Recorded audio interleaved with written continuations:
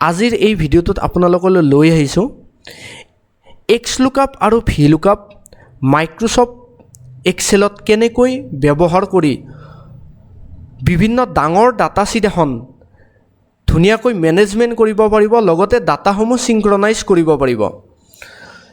VLOOKUP, XLOOKUP আৰু HLOOKUP advance এক্সেলৰ ভিতৰত এই গোটেইসমূহ ডাটা বা ফৰ্মুলাসমূহ ব্যৱহাৰ কৰা যায়। VLOOKUP ভাৰ্টিকেল, HLOOKUP হৈছে হৰাইজণ্টেল আৰু VLOOKUPৰ এডভান্স ফৰ্মুলা হিচাপে XLOOKUP ব্যৱহাৰ কৰা যায়। VLOOKUP, HLOOKUP সকলোবোৰ ভাৰ্চনত কৰিব পাৰিব, কিন্তু XLOOKUP ফৰ্মুলা মাইক্ৰ'ছফ্ট এক্সেল বা মাইক্ৰ'ছফ্ট ৱৰ্ড বা মাইক্ৰ'ছফ্ট এক্সেল 2001ৰ ওপৰৰ ভাৰ্চনসমূহতহে আপুনি কৰিব পাৰিব। ফৰ্মুলাসমূহ চাই ল'ব। আপুনি VLOOKUP বুলি টাইপ কৰাৰ লগে লগে VLOOKUPটো আহি যাব, XLOOKUPটো আপোনাৰ ইয়াত নাহে, কাৰণ হৈছে আমাৰ ভাৰ্চনটো এক্সেল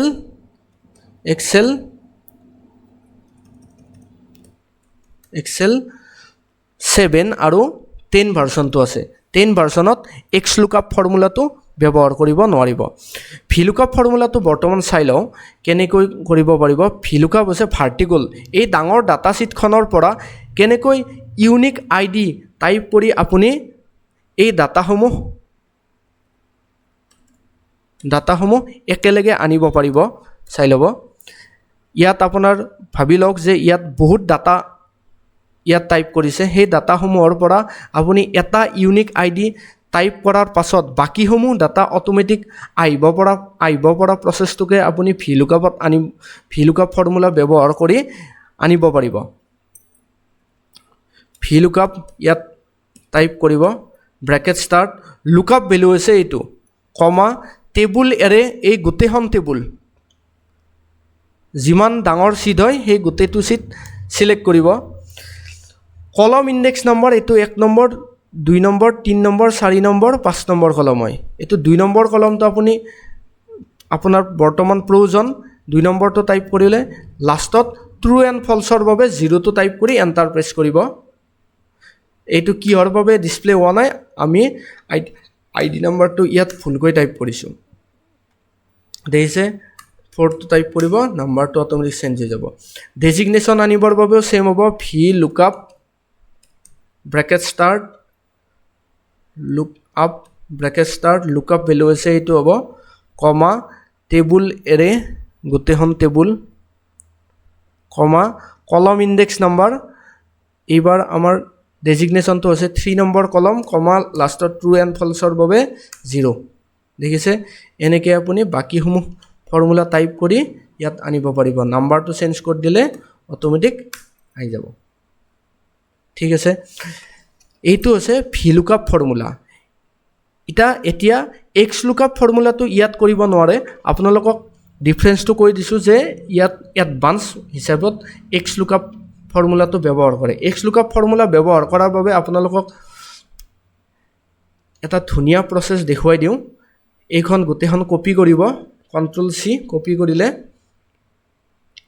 আপুনি আপোনাৰ কম্পিউটাৰত নেট কানেকশ্যন কৰি জিমেইল লগ ইন কৰিব। জিমেইল লগ ইন কৰাৰ পাছত 9টা ডটত ক্লিক কৰি গুগল শ্বীট ইয়াত আছে, গুগল শ্বীটত ক্লিক কৰিব। এক্সেলৰ সকলোবোৰ ফৰ্মুলা আৰু ডিজাইন গুগল শ্বীটত কৰিব পাৰিব। আপুনি ব্লেংক শ্বীটত ক্লিক কৰক। ইয়াত ব্লেংক শ্বীটত ক্লিক কৰি ফাইলটোৰ নাম আপুনি দি দিব পাৰিব, ওপৰত চেঞ্জ কৰি দিব পাৰিব যি দিয়ে আপুনি। কম্পিউটাৰ বুলি টাইপ কৰি দিলোঁ,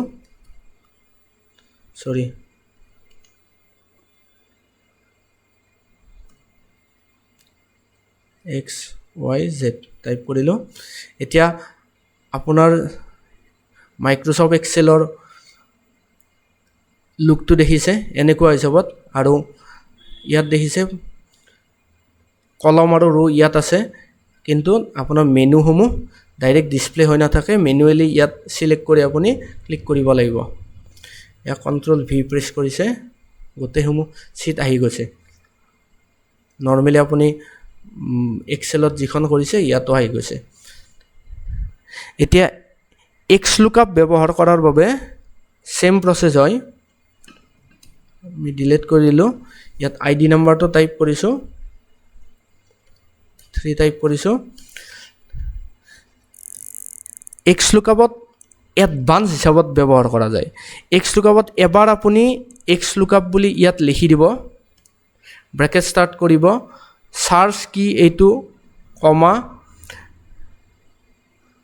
লুকআপ ৰেঞ্জ এইটো হ'ব আমাৰ ইয়াত ফেসিলিটি এনেকুৱা পাব যে এইটো সাইডতো ল'ব পাৰিব বা এইটো সাইডৰ পৰাও ল'ব পাৰিব দুটা সাইডৰ পৰা বা মাজৰ পৰাও ল'ব পাৰিব কিন্তু ভিলুকআপত অলপ প্ৰবলেম ক্ৰিয়েট হয় ইয়াত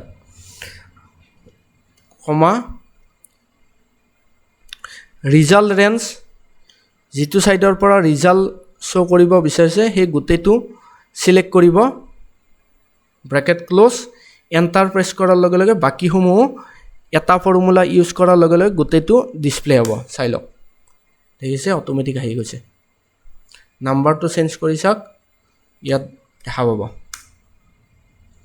ঠিক আছে ভিলুকআপ আৰু এক্স লুকআপৰ ওপৰত এডভান্সত ভিডিও চাব যদি বিচাৰিছে তেতিয়ালে কমেন্ট কৰিব আৰু গুগল শিটৰ ওপৰত কেনেকৈ আপুনি ডাটা মেনেজমেন্ট কৰিব পাৰিব গুগল শিটৰ দ্বাৰা যদি ভিডিও পাব বিচাৰিছে তেতিয়ালে কমেন্ট কৰিব থ্যাংক ইউ ফৰ ওয়াচিং